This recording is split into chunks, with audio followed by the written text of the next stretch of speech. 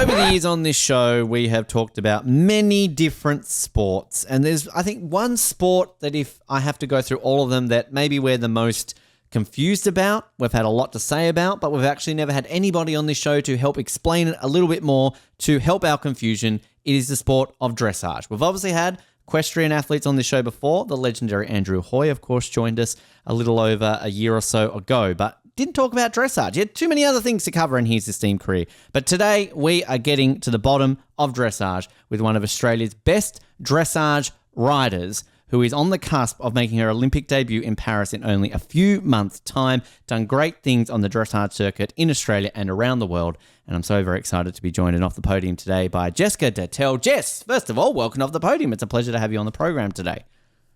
Thank you so much for having me. I do want to literally start off by saying what the hell is dressage? Explain it to me. But I'm going to build up to that, Jess, because I feel we need to touch a little bit on yourself personally a bit before we get to that burning question, because I would love to learn a little bit about how you get into not just dressage, but equestrian itself, because I believe you were basically born and put on a horse. Is that correct?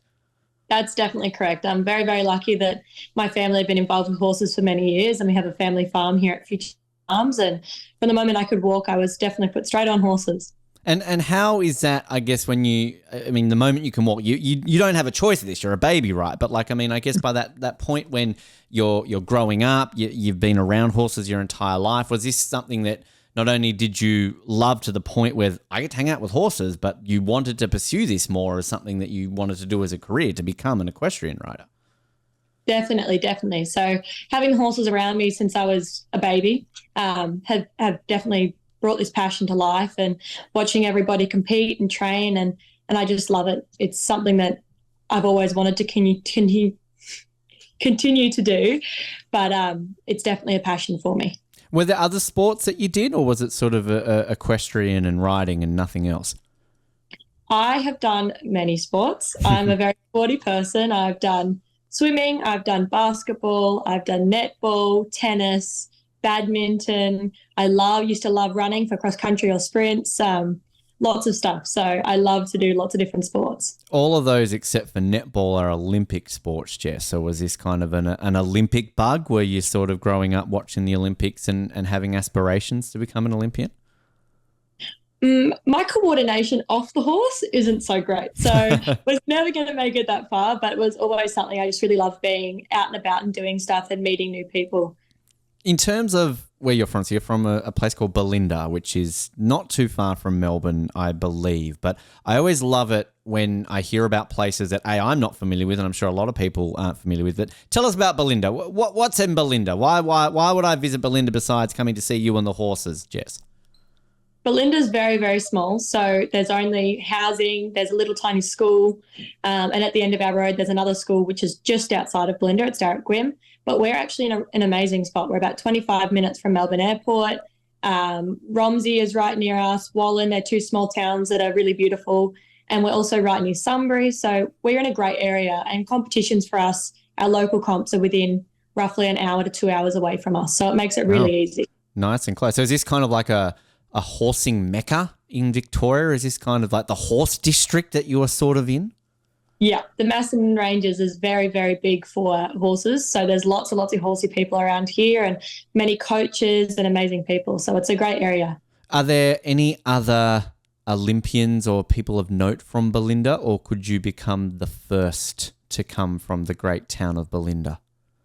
So Mary Hannah, who has been one of my coaches, 6-time Olympian, actually lives about 15, 20 minutes from here. Right. So we have an amazing horsey area. She'd have to have a statue by now, wouldn't she, after 6 Olympics? I mean, she'd be due, wouldn't she? Why not? Yeah. I mean, come on. I mean, not everybody goes to 6 Olympics. Most people don't go to 1. So, I mean, I'm sure that kind of she's got to have it. I want to talk about Mary throughout this chat as well. When it comes, I guess, so through the disciplines, so when you discover this passion, you're riding, obviously with the different disciplines you have in equestrian, how do you land on dressage? I mean, we talk to a lot of, say, skiers on this show, and there's many different disciplines of skiing, and I like to find out how they choose one over the other. But is that a case in equestrian that you got to choose jumping, you got to choose eventing, you got to choose dressage? So I think cross-training is a very big thing of doing a little bit of every discipline with the horses. And I actually wasn't in dressage until I was a little bit older. So I started out on the Arabian horses, which is what we've bred for many years, and we've competed all over the world with the Arabian horses. I've actually competed in the UAE on Arabian horses as well, and we've had horses compete in America over the years as well as all around Australia. And then I bought a little pony when I was younger, and I ventured into open hacking. I did some pony club on him, ended up doing lots of different styles of competitions. And I was at a competition at one of the Arabian shows on another horse called Naman Uptown Girl, who was my first hack, so big horse. And one of Mum's friends came to watch, Tor Vandenberg, and he said to Mum, why isn't she riding dressage? She's tall and she's doing a really good job. You know, she'd be great. And Mum used to do some dressage herself when she used to ride. And Tor got me onto this gorgeous FEI schoolmaster called Valerius Baltimore, who started my dressage career. He was not by any means the most fancy horse, but he taught me so much, and I'm so thankful for getting the opportunity to be able to ride him. And then came along Sam and Brett from Sable Farm, who decided that the dressage journey was incredible, and the training and the time that gets put into teaching these horses all the movements. It's not just get put on a fancy horse and get to compete. It's years and years of training and learning how to do it all, and decided to go on this journey and brought back just Gladstone MH, Ascara Dijou, and Zanzibar, who started me continuing at the highest levels in dressage, and then have brought other horses onto the team, including Senan, who I am trying now for Paris Olympics with. I want to learn about Senan because I love learning about all horses when it comes to anything in equestrian, because I love this fascination that comes with, like, obviously the pairing in the horses and how all that works. A couple of things I just want to touch on what you were saying there, though. What is open hacking? What is that? Open hacking is show horse. They do it in the UK as well, and they do it here in Australia, where the horses are prepped to the nines. They look amazing. They look like supermodels. They're all shiny, have patterns everywhere, plaited up and look great, and they do workouts. It's based off the presentation of the horse and the work that they receive as well. So it's kind of like a precursor to dressage, would you say, in a way? Kind of. The very, very basics of dressage, I guess, of the walk, trot, canter, and showing what your horse can do. And when that decision came, or that sort of that idea that's been floated around of why isn't she trying dressage, what was your thought on dressage at that point?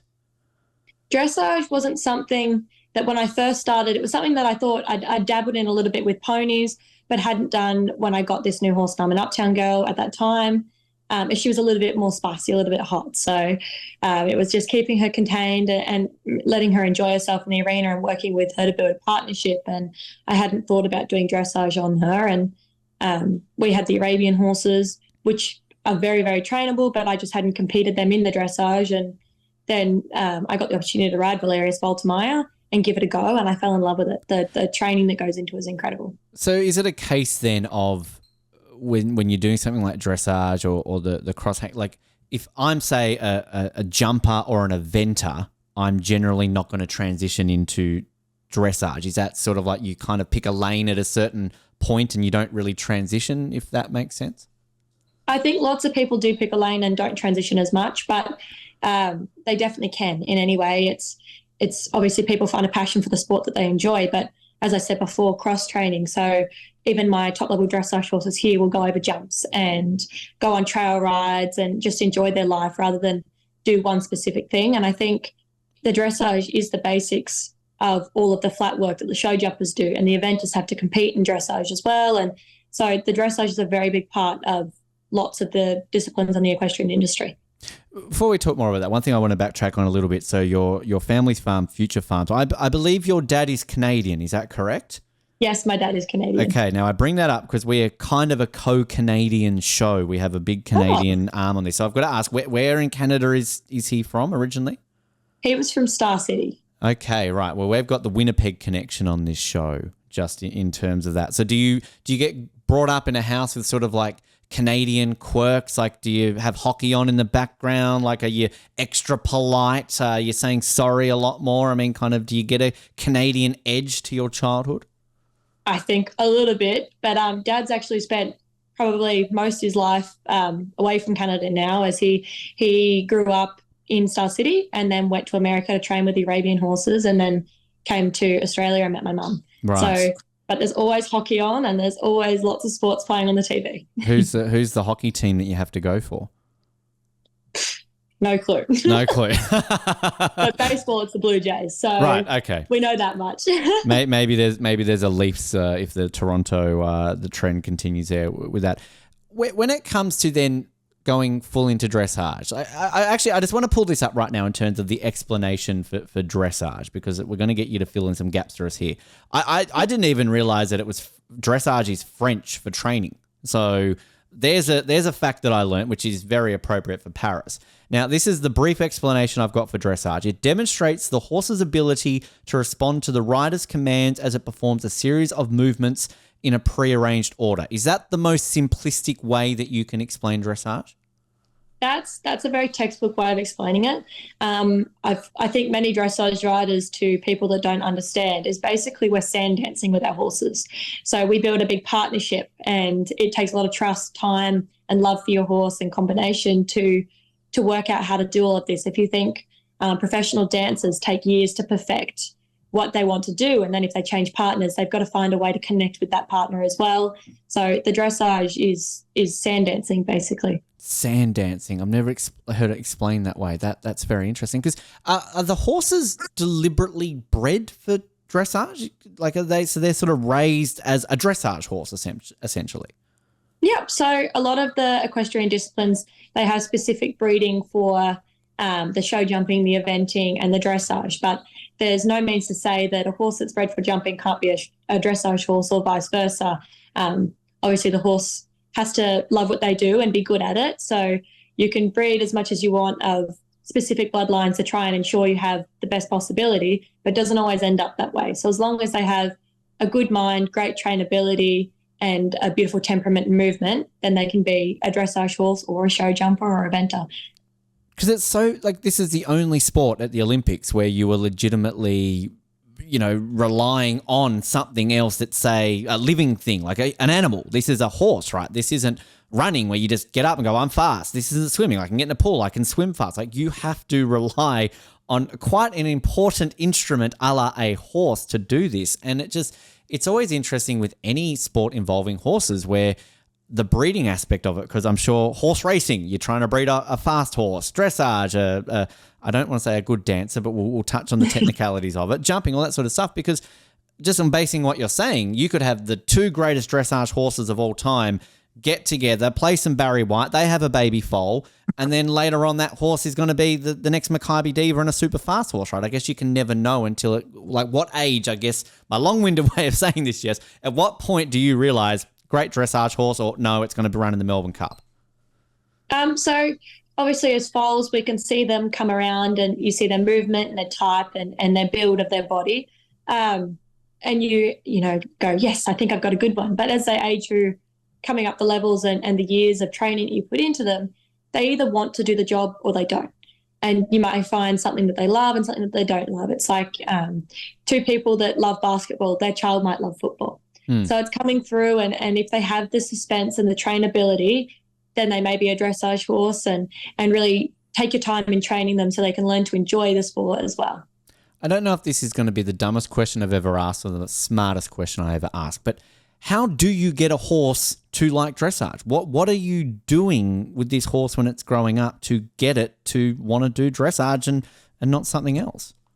I think the patience, you have to keep patience and love the horse that you're working with for yourself to succeed and have a good start to their life. So as a foal, having handling and bringing them through a good weanling prep when they get taken away from their mothers, and then when you break them in, making sure they have the best start possible, that they enjoy the break-in process, that they're quiet and they're forward and they're accepting of the bit, and then slowly following the training scale to ensure that your horse has the best start possible. And then obviously they make the decision in the end if they love it or hate it, but they generally love it.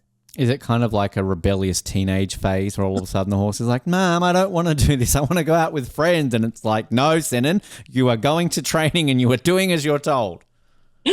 I guess everyone could have their bad days and horses are the same. But, overall, as you're training with a horse that, if they love it, if they hate it, and we're very, very lucky that the dressage is something that keeps their mind really active. So a lot of horses love it. And at high level sports of anything, obviously you have to ensure that yourself and the horse are in tip-top shape, and we're very lucky that we have a whole group of sponsors that help us do that and keep our horses in the best shape possible, so that when they are in work, they're enjoying every moment of it because they're getting challenged and they love it. How do you get a horse to respond to your commands? Like, I mean, because you're not allowed to use your voice, are you, in dressage? Like, what are you doing in order for it to listen to you and do what you want it to do?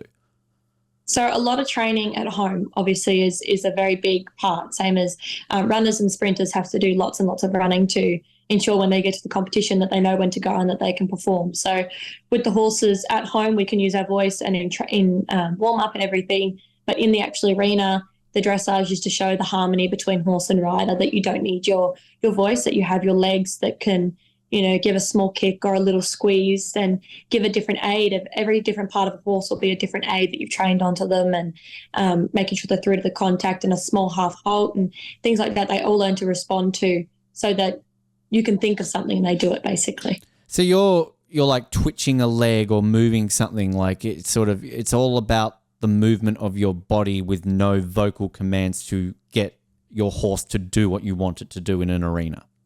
Yeah, basically. So at home we can use our voice, as I said, but when we get in the arena, we start using our voice less and less at home. So they start to learn when our leg goes, say, back on one side when we're cantering, they'll do a flying change to the other side.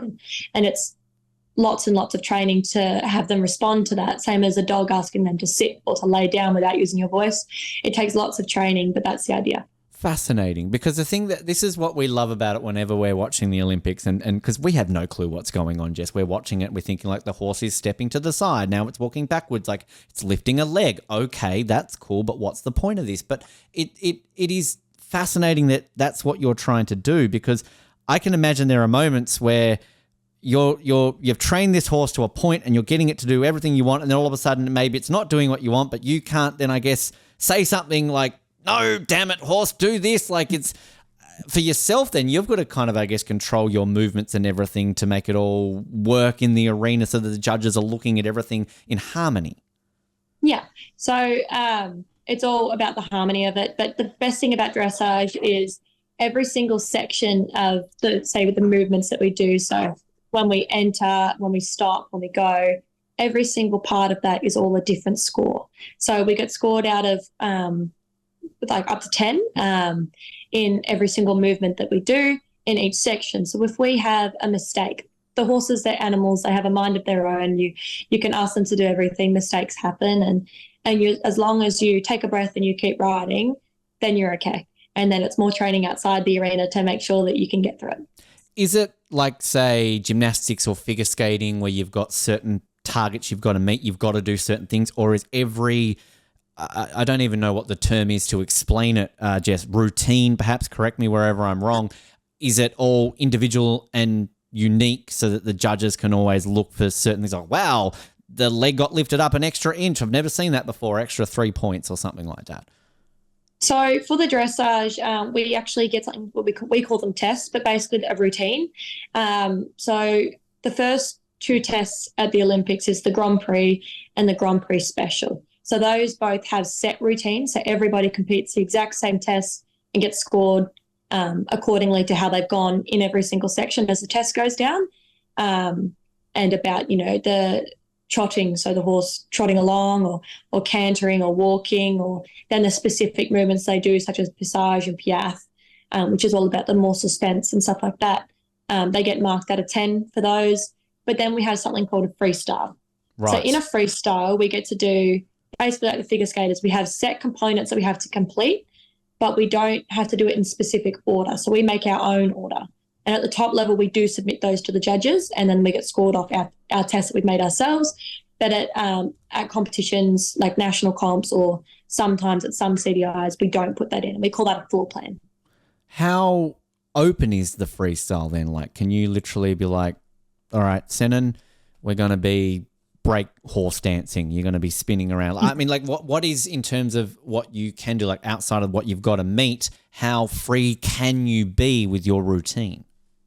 Super free. So that's the great thing about the freestyle. We actually have something at the end of the test called a degree of difficulty.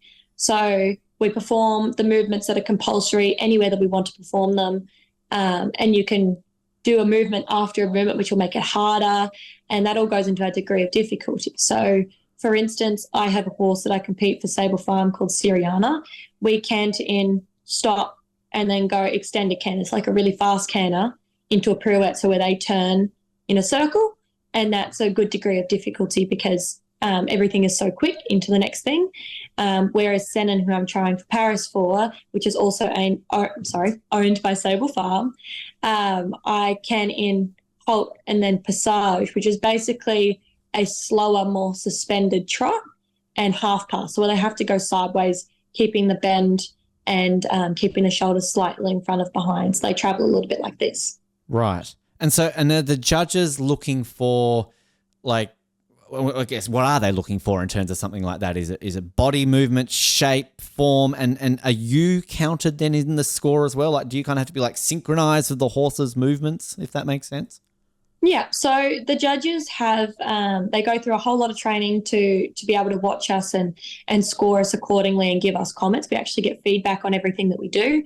But so every single movement, you have the technicalities of how it's meant to be performed. So for the half pass, like I explained before, the shoulders are slightly in front of the hind legs. They have a bend through their rib cage and a little bit through their neck, and they're half pass and they're moving sideways. So the judges get a lot of training to know what they score for each thing and the technicalities of when they break everything down. So fat, like this is, I think, the most technical interview I've ever done, Jess, because it's all well and good if I get somebody from a sport where it's like, okay, handball, give me the rules, great, you throw a ball, fantastic, let's talk about your career, or even the breakers we've had recently on, you get breakdancing explained to me, you can sort of ask this, but this is why like I'm so intrigued to get somebody from dressage on, because it's so technical and unique, and I feel you can sit here for me for an hour and explain it to me, and I'm going to turn on in Paris and I'm still not going to know, but I'm still going to be like fascinated by it, because it seems to be like a sport where it's so open in many ways but so technical, and then I don't know what I'm trying to say here, Jess. I'm just fascinated to learn all these little things with it, because I'm sure, do you get a lot of your friends asking you these similar questions, like what the hell are you doing on that horse, Jess? Definitely. So it's a little bit difficult to explain at times, but it's a whole lot of training and the harmony between horse and rider. So obviously Senan's a horse you're trying to go to Paris with, but on average, like how many horses do you sort of have that you take to competitions? And obviously based on what you're telling me with certain things, that different horses are probably better for a certain competition versus others, if that makes sense. Yep. So every competition's a little bit different for us here. So the dressage competitions, I'm the last competition at Berlinga about a week and a half ago, I only took 2 horses for myself and 2 horses for a little client that competes with us. And so that was quite a small team for us. Other times we could take 6 to a dressage competition and I might compete 4 or 5 of those. 6? But, wow. Yeah. But then competitions like the open hacking, we might take 6 to 10 sort of a team, and then the Arabian shows we take even more, but we take a big team of people and lots of riders and lots of trainers. And this week we actually head on to an Arabian competition. We take 30 horses. So 30, wow. It's a crazy sport that we do. That's a lot of apples that you're taking with you. That's crazy. What is a convoy like then? When you're going lots of trucks and lots of floats, and wow. Yes, so it'll be a very big week, but Australian Arabian Championship, so it's a very big competition, and we're very lucky it's at Werribee this year. So we're taking a big team, and our team is amazing here at Future Farms. We're very lucky that we have a lot of support of lots of handlers and trainers and riders, and we really will make it an amazing competition. I was going to say, with a team of 30 horses, I mean, how many people do you need per horse to kind of keep them into touch? I mean, I'm a Formula One fan. They send 2 cars to a racetrack and they've got a team of like 600. So, I mean, if that was a case with horses, you're going to have like a small, probably how many times more the population of Belinda there going there, Jess? We're only taking there'll be about 6 of us going with the first load of horses, which is 21. And we all work really well together. So we'll make sure that everything is done amazingly, and 6 people can easily get through all that sort of work at this competition. And then we will be taking a few home and bringing the other 9 down. I'm glad you said it's in Werribee, right? I'd hate to see if it was in like Western Australia or something like that.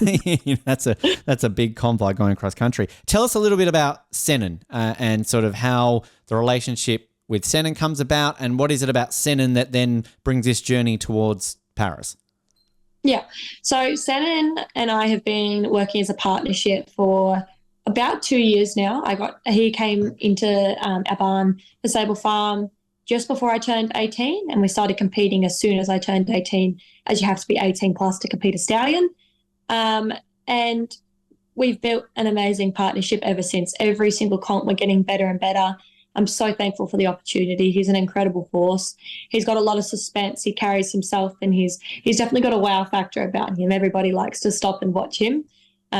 I'm very lucky. He's got beautiful straight changes, and he's got great training. So for me to take over the ride, we say it takes about 18 months, maybe 2 years, which I'm coming up on now, to really get the feel for a horse at that sort of level, because every aid is so different that different trainers train. So to understand exactly where he was trained and then transfer him a little bit to how I like them to go. And so it's been an incredible journey, and he's going amazing, and guns firing for our next competition. We compete in the World Cup in about a week and a half at Werribee Park. Wow, there you go. Why do you have to be 18 until you can ride a stallion? The stallions are a little bit more tricky at times. In different disciplines, it's younger. It used to be 16 with an exemption, I'm pretty sure, but then the age got changed to 18. So anyone over 18 can compete a stallion. I think then they have more horse sense, and that they can make sure that they're safe at all times, as well as the competitors around you. Because it's not only yourself you have to worry about. Same as driving a car. You've always got to be watching who's around you and what everybody else is doing to stay safe. So I'm very lucky that, yes, he is a stallion, so they can be a little bit difficult at times, but he's really, really good. So we've worked really hard. Once I'm on him, he's perfect. So yeah, so in the Arabian stuff, it's 16 plus. I think the jumping might be 12 plus, maybe. Don't quote me on that one, but with exemptions. So yeah. In terms of outside of the obvious of training and everything that you're arranging in the lead up to a competition, how else can you bond with Senan? Do you just kind of just take for a casual ride? Let's go have a picnic, come down to the water. Like, I mean, a horse is a horse, right? It's, as we've discussed, right? They've got personality, they've got feelings. So I can't imagine that it's all a case of work. Let's have some fun with Senan. Yeah, so spending time with your horse is very big to build a partnership with them. So whether that's giving your horse a bath or grooming them, feeding them carrots, giving them their breakfast and dinner, and being the person that does lots with them to ensure you keep a really special bond with them. Not always doing the hard work on them of big rides and hard training sessions, making sure you take your horse out for trail rides and picnics, like you said, taking them for a walk and letting them eat some grass, and keeping everything a little bit more hands-on. Listen to some music. Does Senan enjoy some music? Senan might not, but I do. Right. I have music playing all the time. So what's your go-to music? What's your music that you're getting into? Absolutely everything. So we've grown up with a lot of country music. So country music is always a big thing that gets played here. Pop music, really older style like 90s music, and a little bit older sometimes. We have a little bit of everything. So everyone in the barn has their own preferences, but I really like riding with music. It keeps me in a really good headspace and keeps everything quite calm. And I find the horses actually really like having it on, something different. Because is there music? Are you playing music during competition? Like in the Olympics, is it like a gymnastics where you choose a song to do a routine to? Yeah, so not in our Grand Prix or the Grand Prix special. Sometimes I'll have music on in the background or play it so that the audience gets a little bit more thrill of the music changing and stuff like that. But for our freestyle, we get to pick our own music and we get it made. There's lots of people that make incredible freestyle music.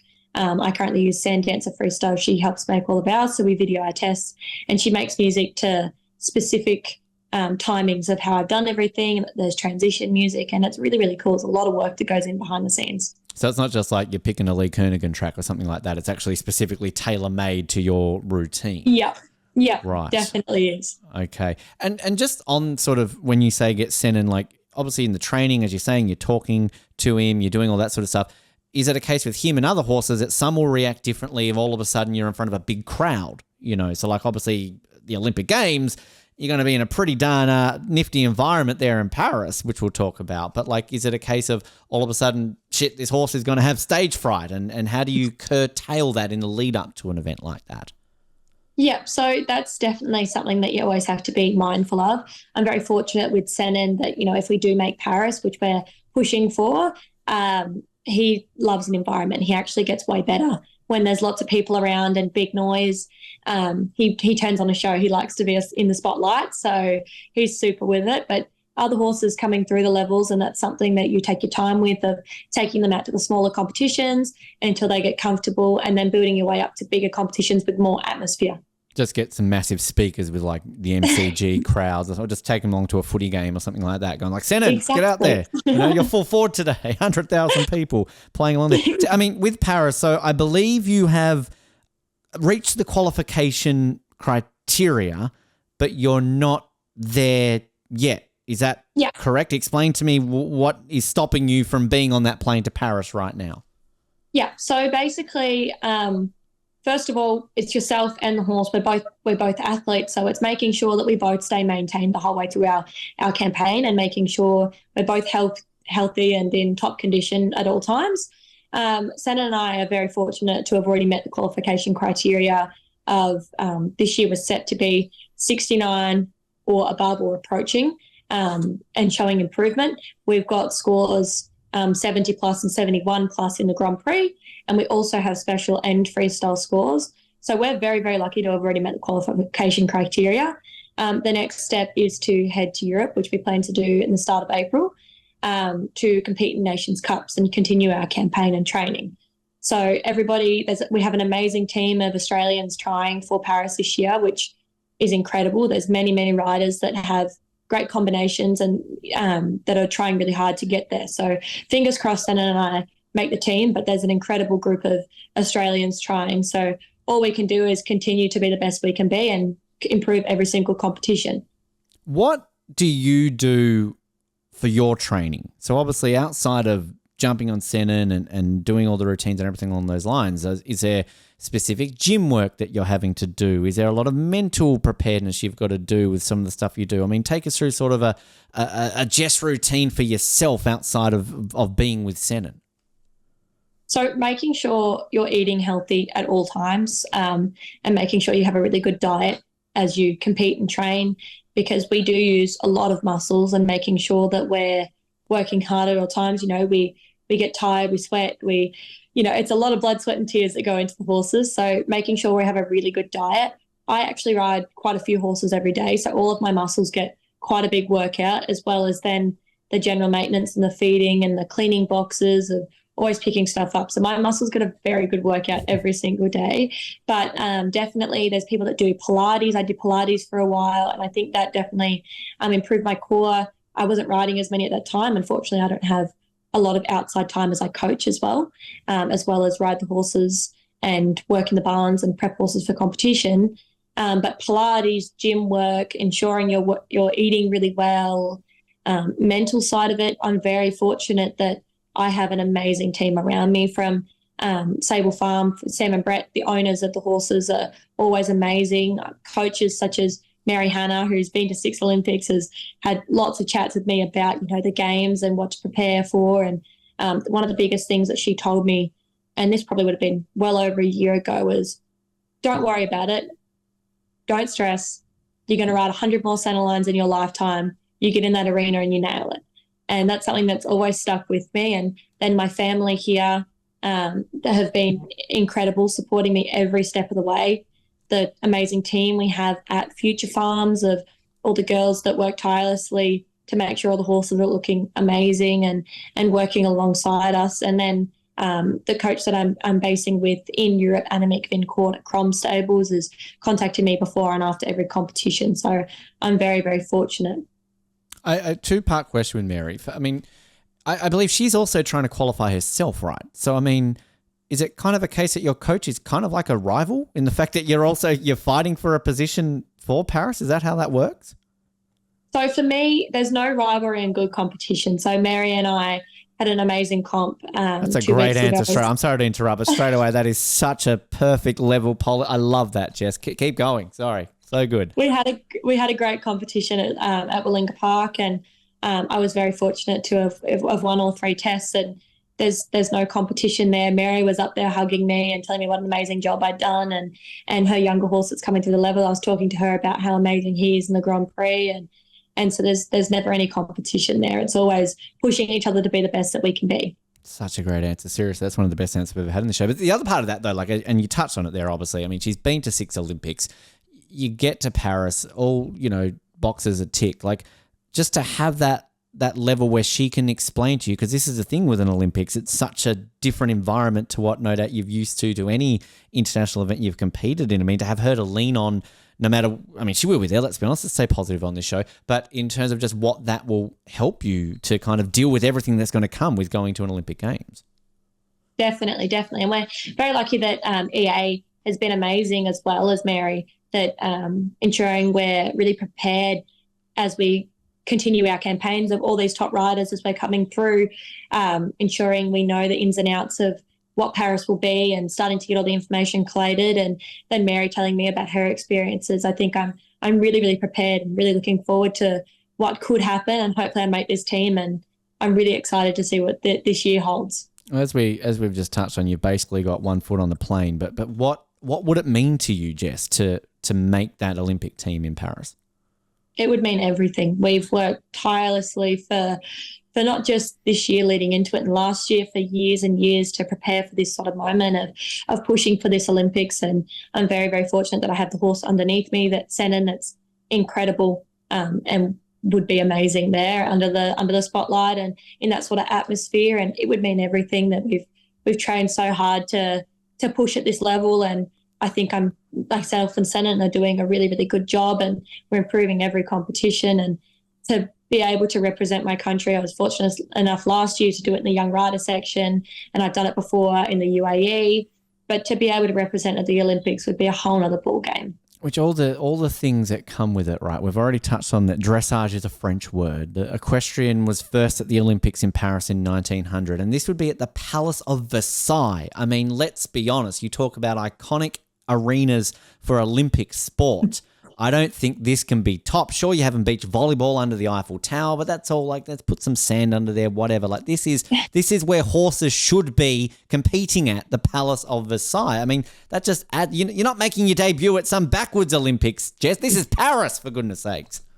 It would be incredible, and all of the photos we've seen of the arenas getting set up and the grounds is incredible, absolutely incredible. And I think it makes everybody push for it even more, because it's just an amazing place, and we'd all love to be there. Did I read somewhere that the amount of seating they're going to be adding is going to be like something ridiculous, like 60, 80,000 or something like, which, I mean, like, that's, again, MCG levels of stands. Like, I mean, I don't know if equestrian has ever competed in front of that many people before. The tickets are actually already sold out. Wow, of course they're sold out, and it was everybody who was on the first list, basically the only people that were able to get tickets. So it's incredible the support that the equestrian gets. Because, I mean, the French love it, right? The French are absolutely equestrian mad, which, one thing that I didn't realise in the lead up into this interview, Jess, is that, I mean, Australia, great success in equestrian at the Olympics, but we've actually never medalled in dressage. This is something that I was completely unfamiliar with. I found out that our best ever finish was 9th in Sydney by Christy Oatley, got 9th back in Sydney at a home Olympics. It's a good place to do it. But, I mean, why haven't we medalled in dressage? This has got to be fixed, right? That's the plan. So I think Equestrian Australia has been super supportive of trying to get us into Nations Cups and lots of other big competitions, because here in Australia we have some amazing CDIs and amazing groups that run these competitions, but we don't get the experience that a lot of the European riders get with these massive competitions and the big atmospheres. So Equestrian Australia is pushing really hard to ensure that we get the best opportunities to keep improving and doing the best that we can do.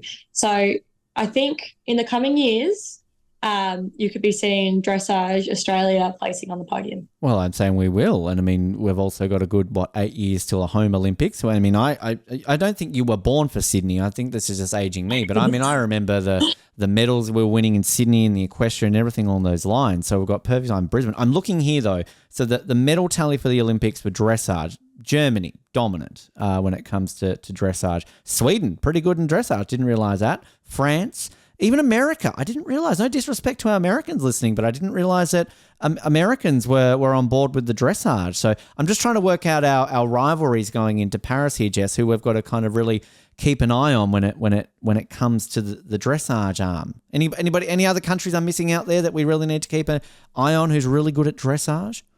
I think a lot of the Netherlands is another one that's amazing, and obviously Germany and a lot of those European countries that you've talked about. But I think everybody going into this Olympics, I think the dressage world has stepped up, and I think that we're all pushing to be the best we can be in every country.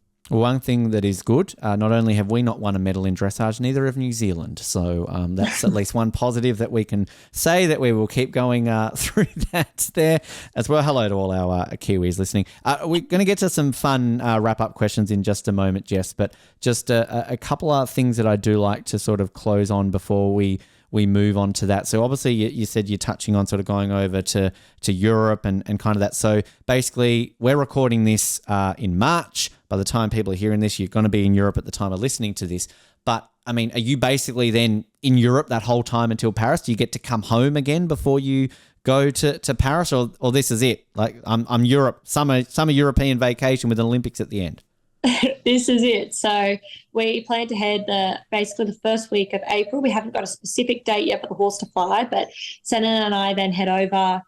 We're basing in the Netherlands at Crom Stables with Annemiek Vincourt, and then competing in a couple competitions and hopefully being Nations Cups for a couple of them before Paris Olympics. And that will continue our campaign and let the selectors see what we're like in a major competition environment, including the Nations Cup, how we get along with the other Australian riders, and ensuring that we're pushing as hard as we can. They can see that before Paris. I mean, as I keep saying in this show to our guests who are, going to be away from home from a long time, it's a perfect time to come back to Australia with a gold medal around your neck at the welcome home parade, right? Like that's what you want to do. Get off the, first class Qantas landing in Sydney, gold medal, that gets a bit of inspiration out there for you, Jess, surely? Definitely. That would be absolutely dreams come true. Exactly. There you go. That's You're always welcome. the take goal. that, envision the podium there. Obviously, again, at the time of recording this, by the time this is released, probably it will be over, but talk to me a little bit about the auction that you've got going on, sort of fundraising elements that come with that. How can sort of people help you out with that along the way? Yep. So we've just launched the online auction this morning. Actually, it just went live. We've been very, very fortunate that there's so many people, not even just in the equestrian industry, but also luxury leather goods and hairdressing and lots of different stuff that's come through for this auction. And we're very grateful for all the people that have supported us. There's also on this auction site a link for donating funds as well, as dreams don't come without a cost. So we are pushing everything we can to make sure that we have a great journey over there and are able to get over there. So we're trying to raise about $120,000. So it's a lot of money. So we're very, very grateful for all the people that have donated, and we're hoping people get on and bid and help support a young Australian rider to head over to try and get to the games. Now, let's be honest, is that majority for Senan? Is Senan a bit of a diva? Does he need sort of a certain few things to kind of, pamper? Like he wants the 5-star Dutch hotels and the stables. That's all for him, right? Lots of that is for him. And I'm having to leave my full-time job here as 19 years old to head over to chase this journey with him. So there's obviously accommodation and stuff like that for me in an apartment while I'm there. But majority is Senan, because there's obviously always lots of costs involved with horses. And yeah. How is that for a horse traveling to the other side of the world? Because that is a big journey for a human being, let alone a horse. How do you transport a horse from Australia to Paris? I was lucky enough to actually get to fly with Gladstone MH to compete in a Nations Cup last year in Germany for the young riders. And there's lots of preparation. The vets come out and they have to have had months leading into getting injections and making sure they're vaccinated and ready to go. Then we load the horses into the plane. They go in like a big box, basically like a portable stable for them. And they get put in a transport bay, and we get loaded into the planes. And I travelled with the horse, which was awesome. So we got to sit at the front of the plane. There was about 4 seats that fully reclined, which was amazing. Nice. And every hour and a half to 2 hours, we were in the back in the cargo plane, because they fly on cargo planes, Right. with the horses, and making sure they were eating and they were drinking and taking care of them, in the basically stable box that the Gladstone was in, Glow was in.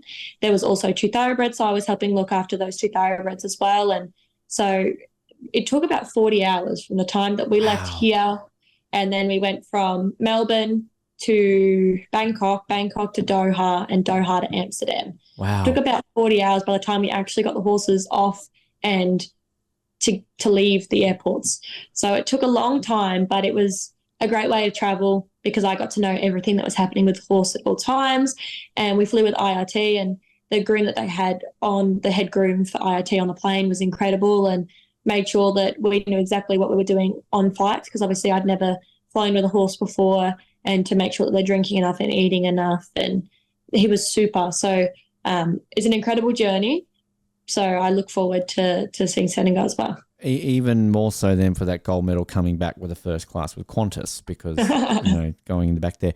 2 things before I get to the questions. First one, I put this to Andrew when we had Andrew Hoy on a couple of years back, and it's a question that I think we need to get to the bottom of, and we need to contact the IOC. Why do the horses not get a medal at the Olympics? I think this is a travesty. Like, I mean, when you win gold, you will get a shiny, beautiful gold medal, piece of the Eiffel Tower, everything around your neck. Senan, what does Senan get? Like, where's the gold medal for the horses? Senan will get unlimited treats if we win a medal. But I think the same thing is, we're a partnership. So whatever I receive is what he receives. So on a good day, we both are in a super mood. On a bad day, we get to the end and we go, oh, well, we can do better next time. So I think it would be incredible to get a medal one day, and it would be amazing. And that would be a journey between myself and the combination I'm on. Great answer again, but I'm saying this now, though. If you win it, you obviously get a gold medal. You go on a stamp, right? That's a great honour as an Australian Olympic gold medalist. You get a stamp, Australia Post. If you do win that gold, when you win that gold, if they cut off Senan from that stamp, riots in the street. Come on. He should be on a stamp as well, right? Definitely. Like, I can't remember the stamps from Sydney with the gold with the eventing team. I don't know if they cut the horses off or we just had them waving, but I'm just saying right now, there needs to be a Senan stamp. He deserves the whole stamp to himself. He does. Like, I want to get my mail with a Senan stamp. I'm like, oh, there's Jess. Who cares? Where's Senan? Like, that's what I want, right? Like, that's, exactly. No disrespect, Jess. You're a great athlete, but I'm all for Senan, all right? Like, I want to see Senan on a stamp. The other one I've got to ask, now, we get inspirational on this show, Jess. We've got a mascot on this show, all right? I'd like you to meet Cherry. This is Cherry. He's a chair, if you can't tell. He's got a gold medal. He hasn't been on a stamp yet, though. How inspirational would Cherry be for your journey to Paris? If we were to get you a Cherry, do you think that Cherry could help you on your journey towards not only making the Olympics, but getting on that stamp and getting a gold medal? Oh, definitely. He could sit on the tack box and be there every step of the way. Exactly. I mean, how would he be at dressage, like with a couple of these like movements, right? Like if you were to sit on Cherry, do you think you could train Cherry to be a dressage chair? We could always try. Why not? He's got the socks on. It's a bandage, but they wear socks, right? Like, you know? Come on. There you go. We'll find a way to get you one, and then that way we can work it out. All right, Jess, we wrap up every interview with a set of get-to-know-yourself questions. As always, these are based off a set of get-to-know-you questions that they gave the Canadian Olympic team ahead of Rio and Pyeongchang. There is a drawing element. It's completely optional. We always put this to our guests. First of all, how are your drawing skills? Have you got any drawing skills that you like to sort of, keep hidden or out there at all?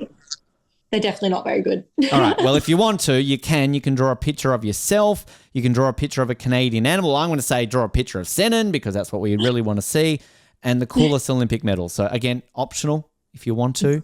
We'll put it out there. But I'll start off with the first question with this being your favourite Olympic moment is?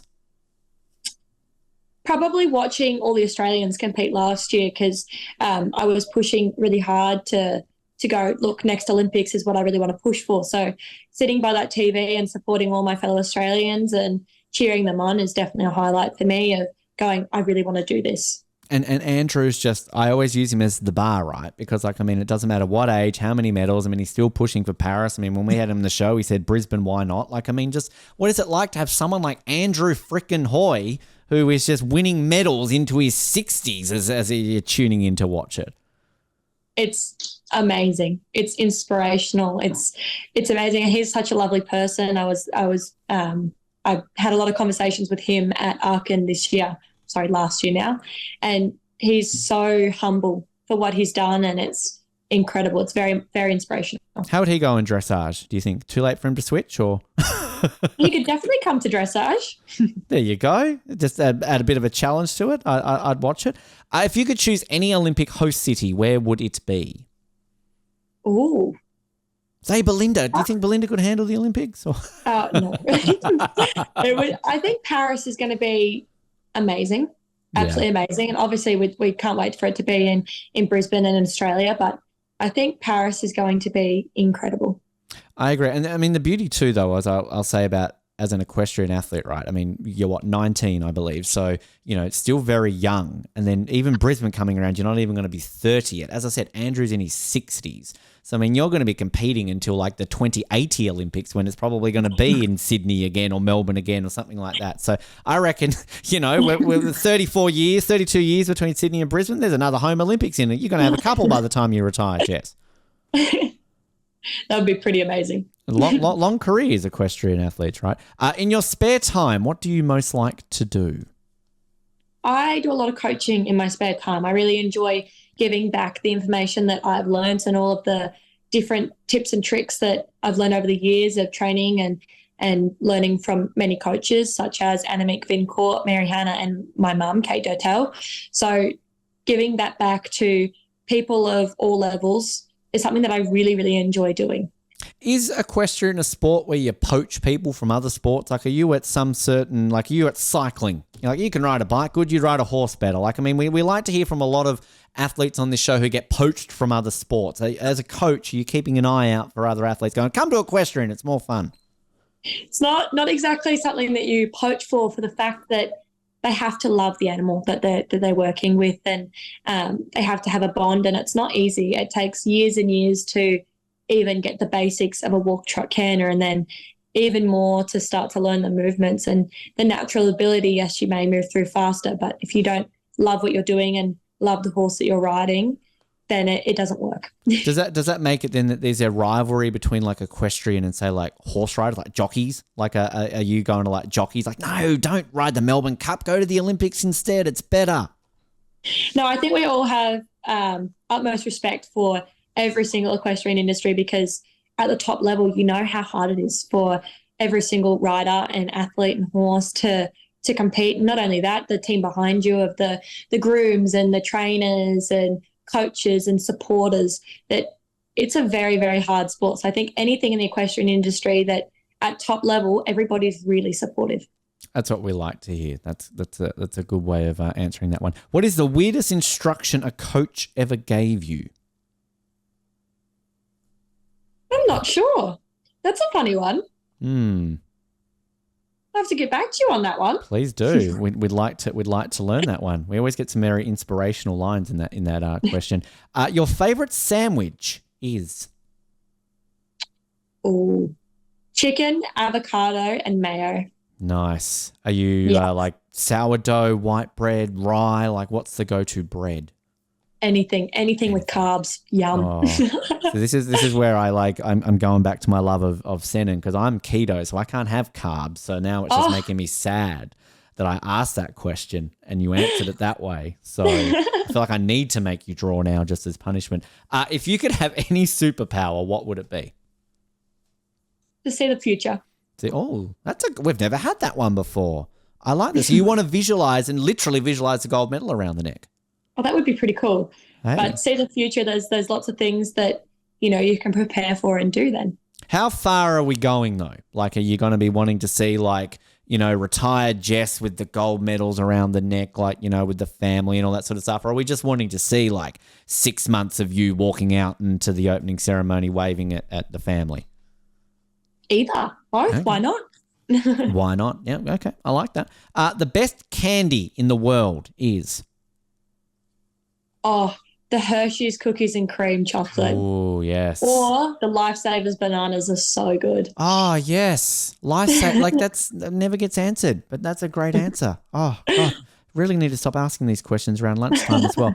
As a kid, your favorite sports team was? Favorite sports team? Probably the Blue Jays because we watched a lot of baseball with Dad growing up. So, Have you been to a Blue Jays game over in Canada at all? not a Blue Jays game, but lots of little games when we were in America, but not big league. It's an experience. It really is. They definitely know how to put it on over there. Your favorite sports movie is? Moneyball. Money. Oh, good answer. Yes. I was thinking about that actually the other day. I was like, oh, what's that movie that? And I remembered it clicked. So good answer. Are there equestrian movies or like documentaries or like Netflix shows or anything like that people can check out?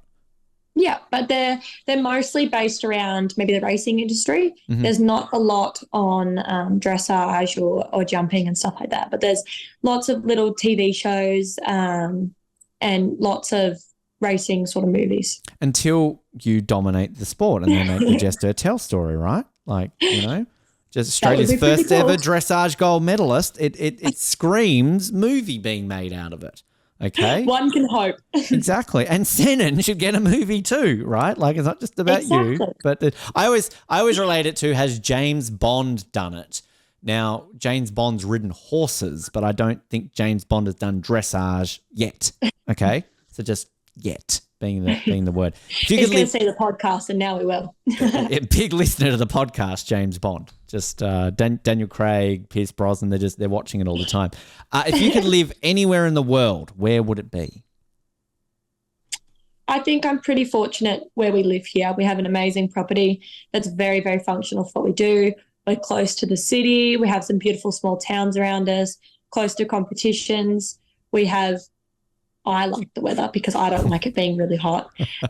So I think we're in a very, very good spot. I'm from Tasmania, Jess, and I live in Sydney. So trust me, I'm with you. I like seasonal weather where it can get cold and miserable and not just humid and hot half the time. So I'm with you with the weather. I'm glad there are smart people like us out there. I love this question because it is so open-ended. You can interpret this however you want. When you were little, what was one thing you always thought? What did I always thought I was going to open a cafe. I have no clue why, but I've always loved baking. So I used to do a lot of baking when I had more time.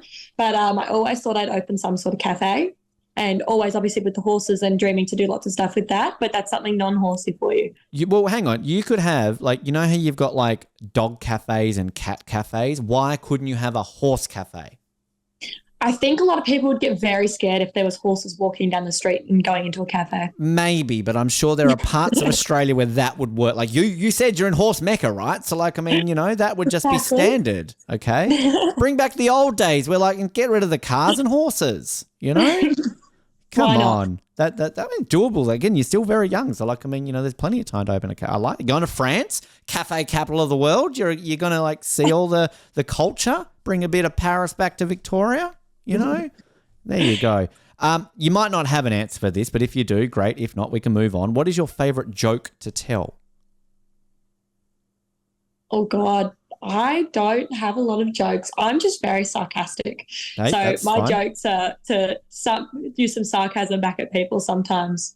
Is there like a horse humor, dressage humor that you have? Like, is there a dressage joke that people in dressage would get, or? I don't think so. No? All right. We'd pretty like... boring. We'd like some jokes on this show every now and then. We try and be funny. Your favourite workout is? Favourite workout?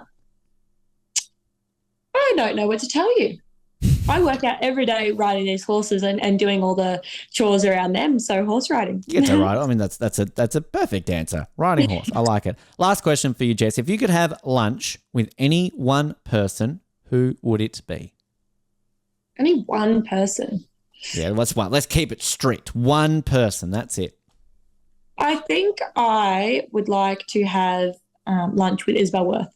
Okay. I think she's an inspiration in the equestrian industry with the horses and the dressage, and talk to her about the Olympics she's also been to, and talk to her about her different training methods and and stuff like that. Because I'm very lucky that the support crew I have around me, I've learnt lots and lots, and I can have lunch with them any day. So it's somebody that it's a bit different. You've just got Andrew on speed dial. Like, g'day, Andrew. You want to go get a chicken avocado and mayo sandwich? I'm hungry. Come to my cafe, right? Exactly. Horse cafe. Bring the horse. Exactly. Just before we let you go, if people want to follow your journey between now and Paris, social media, Instagram, I was going to call it Twitter. It's X now, isn't it? TikTok. Are you on TikTok? Like, where can people follow you? So we have a Facebook page where we do a lot of posting on, which is Future Farms Arabians. And then I have my Instagram page, which is jessica._.dertell.